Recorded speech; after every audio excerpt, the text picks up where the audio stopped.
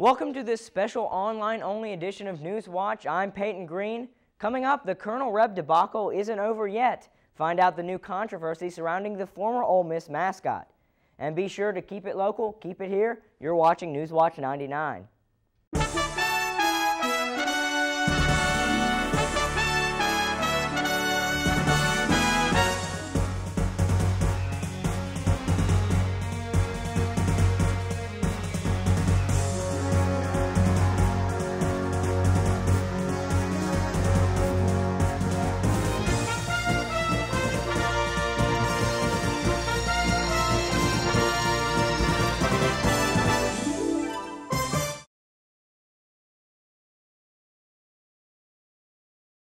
We start our broadcast tonight with new information coming in as rumors are flying around the Lyceum and Associated Student Body Office that the Colonel Reb title is to be renamed Mr. Ole Miss. ASB President Kim Dangerous says that it is just that, a rumor. And the ASB is not working on legislation to change the name of Colonel Reb. NewsWatch and the Daily Mississippian will keep you updated as more information comes into our newsroom. The Oxford Convention and Visitors Bureau announced on Wednesday that recipients of its annual grant program, the OCVB, plans to give a little over $41,000 to various organizations and events within the city of Oxford. The grant program, named the Oxford Tourism Opportunity, is designed to attract tourism by helping to fund advertising costs. The largest grant this year, in an amount of $15,000, was given to the Oxford Film Festival. The Mississippi Department of Education is proposing 5 programs that aim to improve the standards of education within the state. The new programs include early childhood education, dropout prevention, and a superintendent academy, as well as 2 new potential curriculum training programs. These new initiatives would cost an additional $6.5 million to Mississippi's current education funds. On a less positive note for Mississippians, research by 24/7 Wall Street finds that Mississippi is America's poorest state in the country. Nearly all of the poorest states were southern states, while the richest economies came from all across the country. Mississippi is shown to have an unemployment rate of 10.7%, with 22.6% of its citizens below the poverty line. The United Way fundraising campaign aims to raise $500,000 this year. The organization's chairwoman, Karen Chain, is very confident that United Way will reach its goal, stating, quote, "With your help, we can do it." And the organization seems to be well on their way, with over $41,000 already being raised thus far. The campaign continues through the end of November, and 84% of funds are used to help the community programs such as the Boys and Girls Club, the Family Crisis Services, and the Special Olympics. Good news for those struggling in today's job market. New census data finds that the economy may be slowly turning around.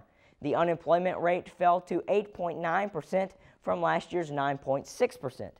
Also, more young adults are becoming dependent from their parents, and poverty is beginning to slow. However, the jobless rate still remains high, and home ownership continues to decline for the 5th year in a row. The flu season is taking over. Find out how you can beat the bug. All of this and more coming up. For a limited time at Domino's, large 2-topping pizzas are only $5.99 each when you carry out, which is why we brought in Dale. Dale Lamroot, Domino's fastest pizza box forward.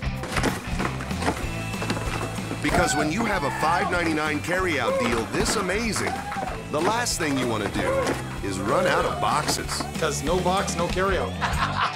This week only, carry out large 2-topping pizzas for just $5.99 each, only at Domino's.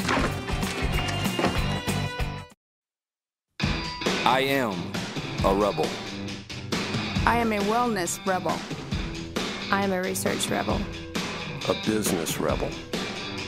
I'm a creative rebel. A visionary. A leader. I am an innovator. I am a rebel. I am a rebel. I am a rebel. I am an Ole Miss rebel. Making a difference in the world.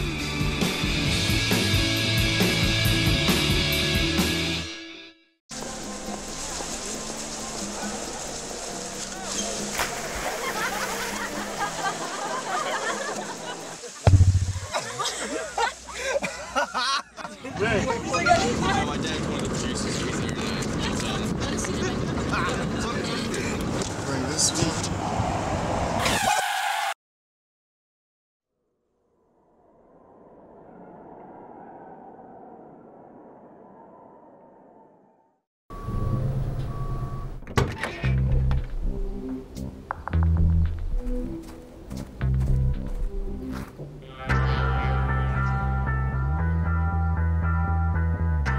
When you throw away money on wasted electricity,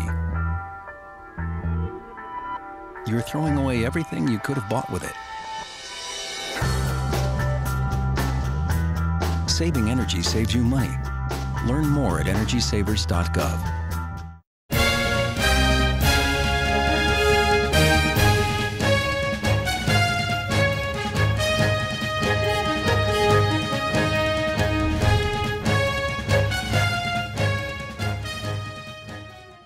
Welcome back. A Mississippi River lock in Granite City, Illinois will open back up again for the first time since Saturday.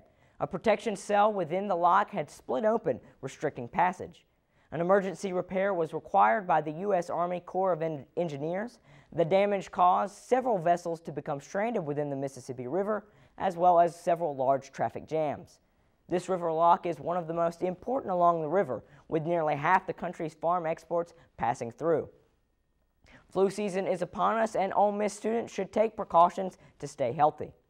With thousands of people on campus each day, Ole Miss is a breeding ground for flu viruses and other germs. Sharing desks and other common areas increase the chance of spreading illness. But as far as our athletes, what we like to try to do is just advise them that, we give them flu shots every year. We offer it to them. If they're going to be around people who's been sick or stuff, make sure they wash their hands. Take a hand sanitizer around with them. A lot of people are coughing. A lot of people sneezing in class and I guess getting sick. So basically, I just feel like you should wash your hands a lot. Try to cover up and stuff like that. How you feel about it? I feel the same way because I'm not trying to get sick or anything of that sort. So wash your hands, keep your hands clean, keep a couple of Germ-X on you every now and then. Just make sure you keep. Faculty have noticed a rise in absenteeism due to illness this past week. Remember to reduce stress, stay hydrated, and get plenty of sleep in order to stay healthy this flu season.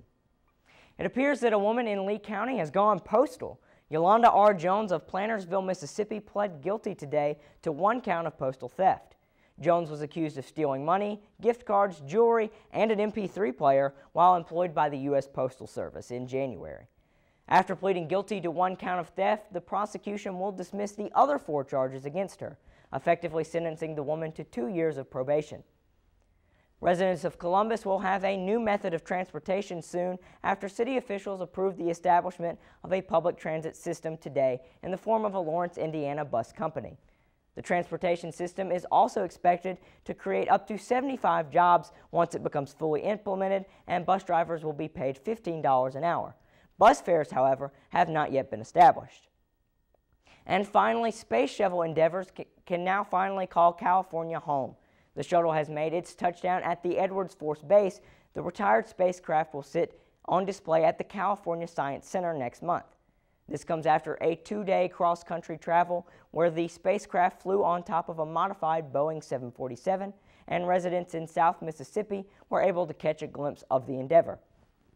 That's all for this special online edition of NewsWatch. I'm Peyton Green. Be sure to catch us tomorrow night right here online. Good night.